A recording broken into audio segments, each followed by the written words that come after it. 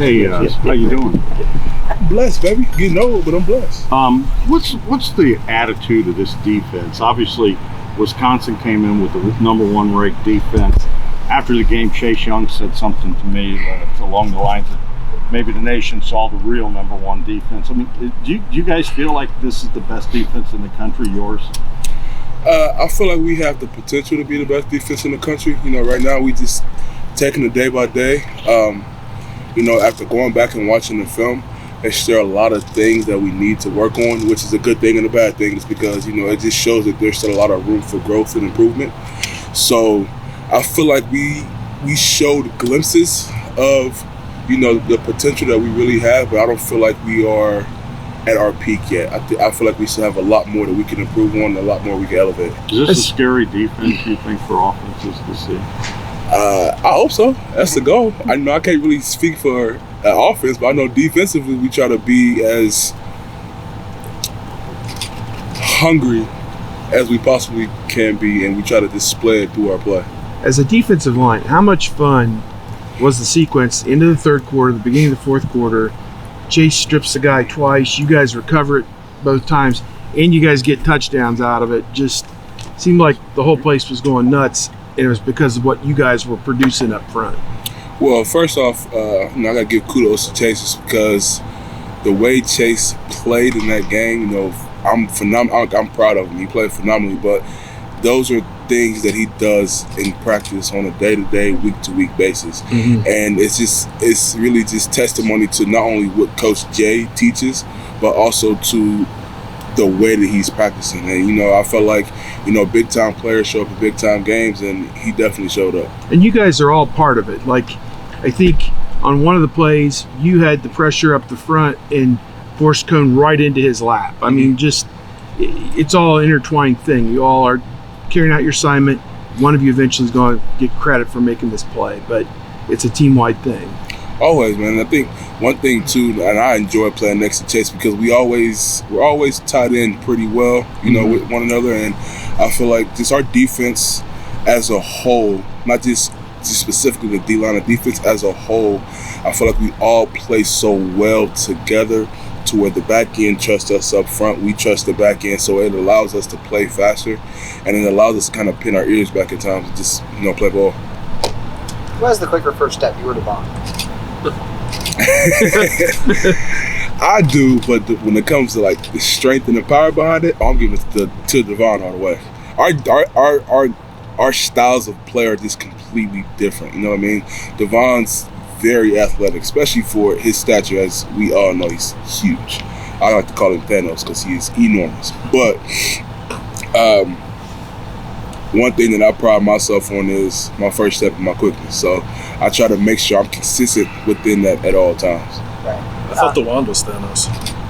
Oh, DeWan is in his own category. I don't even know what to call him. Well, when you're watching you guys, it seems like whether it's your quickness or his strength, you're always seeming to knock offensive linemen back and create piles of the line. Is that a strength that you guys pride yourself on? Yeah, one thing that we try to do as a front four is create a new line of scrimmage. You know what I mean? So in the big scheme of things, if you can get knocked back up front, it makes it difficult for running backs to find seams, to create big plays, and it kind of throws off, you know, the flow of the offense. So the first thing that you have to do is create a new line of scrimmage before you can go play ball at any point in time in our defense. Is that something that's more of an emphasis this year, just getting the knockback? I ain't gonna say it's more of an emphasis. It's always been a huge emphasis for Coach Jay because, you know, you got to stop the run. A lot of times, if you can hold an offense to under 100 yards rushing, your chance to win goes up tremendously. So getting knocked back and just creating a new line of scrimmage has always been a major emphasis. I feel like this year we're just executing, getting off the ball at a higher level. Is that where it helps that some of all those sophomores are not freshmen anymore as far as the defensive line? Yeah, no, they at this point in time, we have no more freshmen, no more young guys in the room. You know, on the sheets it might say you're a freshman, but at this point in time, you played enough ball to where you're not a young guy no more. You know, you got some games under your belt, you got some experience under your belt. You consider to be an older guy.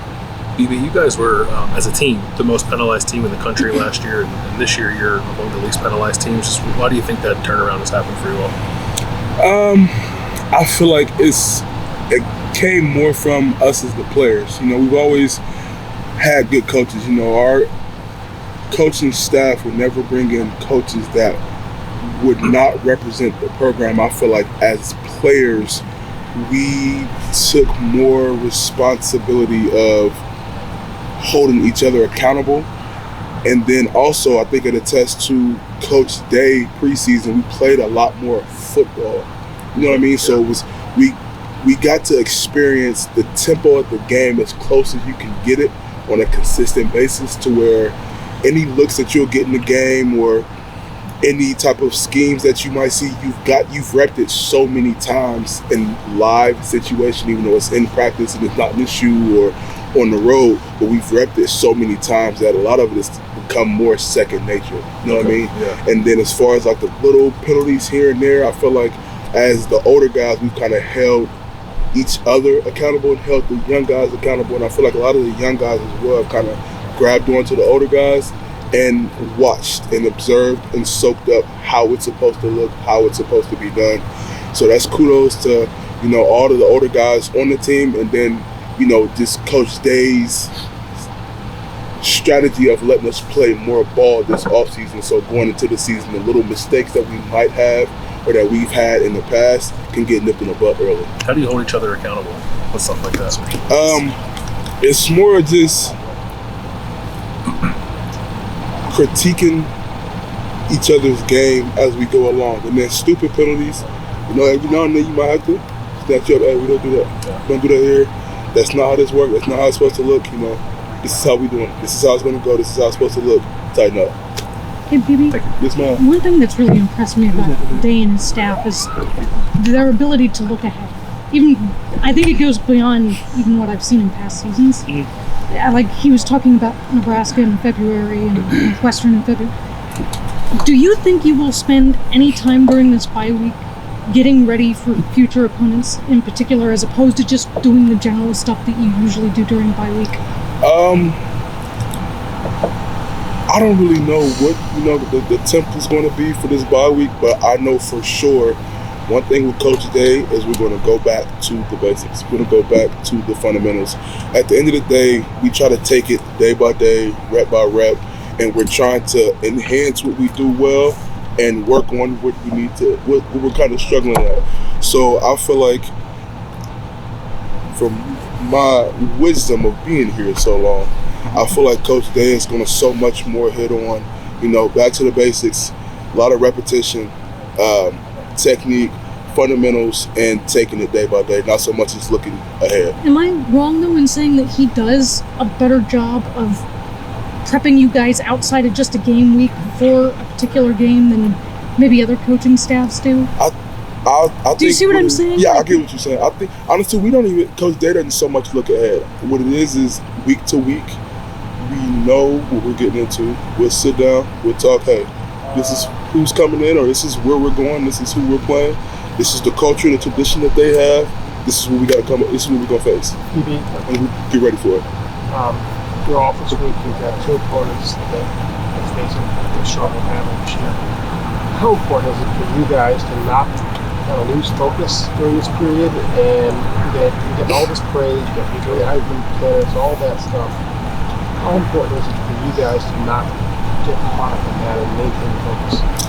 It's very important, but honestly, I don't feel like we will. You know, so far this year, we've done a good job at focusing on day by day. Not even so much as week to week, game to game, day by day. And I feel like this bye week is going to be critical as far as, you know, getting some guys' bodies together, getting more reps, you know, maybe developing some of the younger guys, getting them more reps, and at the same time, too, for the older guys, just going back and honing in and working on our craft. So it's always going to be this and that and outside noise, but at the end of the day, you know, we're going to focus on us. We're going to focus on trying to be the best us that we can be, and just take it one day at a time. And the next component is Maryland, and we all know what happened last year. Can you, it's painful memory, remember what that feeling was like on the field that day as they're going up and down the field, and how different it is now? I vividly remember the game because I was exhausted. But, they're going to be a good opponent. They have great skilled players. Believe it or not, they're very well coached. And they're going to come here ready to play. You know what I mean? And we have to come ready to play as well. So it's going to be one of those things where we're going to use this week to get our bodies together, but at the same time, too, this is not a time to relax. You know what I mean? We still got a game to prep for once the bye week is over with. So we're going to hit this week hard, probably relax, shut it down, whatever Coach Dave decides that he want to do with us, and then come back and get ready for another week. BB, I want to ask about another guy in your room. Devon Hamilton's had a pretty big year in nose tackle. This is kind of the first time he's been in that starting role in nose tackle. What have you thought of the season he's had? Been alongside him for a few years now. Devon's been playing phenomenal, man. I love just getting to watch him and sitting back. You believe it or not, like freshman year, we were actually roommates. So me and Devon have been around each other for a while. We built that relationship, and I'm proud of what he's doing. But it doesn't surprise me the way he's playing because he's always been a force up front, and I feel like he's getting the opportunity to display his ability, and he's doing that full-fledged. Is it hard for somebody to wait basically 3-4 years before they really start to kind of be at the top of the rotation? It can be difficult, but I can say one thing about Devon. Devon is the type of guy that he puts his head down and go to work. You know what I mean? He never complained. He never was down on himself. He put his head down. He went to work. He worked hard, and he put his all into this program and into this team. So I'm extremely proud of him. BB, how's the Heisman talk settling with Chase? Is there been any talk amongst you guys? Any teasing, anything like that? No, not really. Chase is humble. I love Chase. He's a goofball, but I love him to death. But as far as the Heisman talk, we honestly there hasn't been any talk like that in the locker room. Chase is one of those guys. He's bought into the program, and he's one of those guys where it's like, you know what, we got a season to play. We got games to worry about, and we got a nice little stretch coming up here soon. So it's just been one of those things. He's just taking it day by day, just like everybody else. What do you mean he's a goofball? He's a big kid. He's silly. He's always playing around. He'll argue about anything. Especially him and Justin. If Justin says the turf is green, he gonna say it's blue. You know what I mean? That's just them, and that's Chase. So I love him. He's like a little brother. What's it been I love him. What's it been like for you as an older guy seeing this junior class kind of all? Okay, I'm getting confused. Go ahead and do his and then come back to me. What's it been like for you seeing this junior class like Chase and Jeff and kind of come of age the whole time that you've been here and they've become such a big part of the team?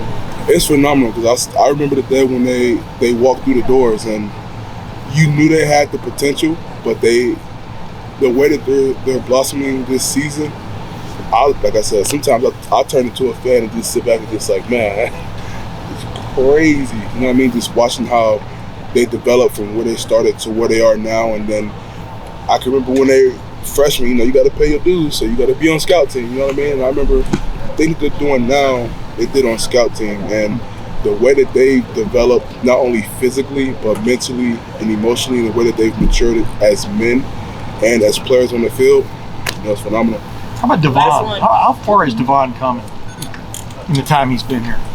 He's come extremely far. And I'm extremely proud of him. I'm proud of the way that he's playing. But it doesn't surprise me. You know what I mean? He's always worked hard. He's always put his best foot forward. It's always been about the team.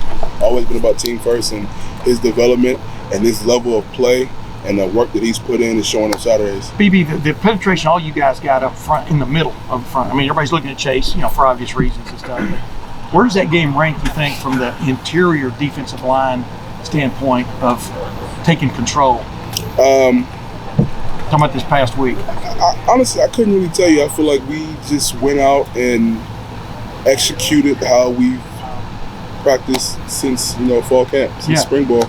So I feel like it's one of those things where all the way across the board, the front four performed the way that we needed to. Now we could have performed a lot better, you know what I mean? But that's a good thing. It's because it shows that we have room of improvement and we still have some growing to do. So, this week is get back to the drawing board and try to see if we can be better next week than we were this past week. In y'all's room, Thanks for watching. Subscribe below to get the latest videos from Lettermen Row. We got Letterman Live, we've got the practice report, we got rapid reaction. Hey, and we got Buckeye IQ with Zach Bourne. For sure. We got recruiting breakdowns with Berm. We got whatever you need. Ohio State football and Ohio State athletics, we've got you covered here at Lettermen Row.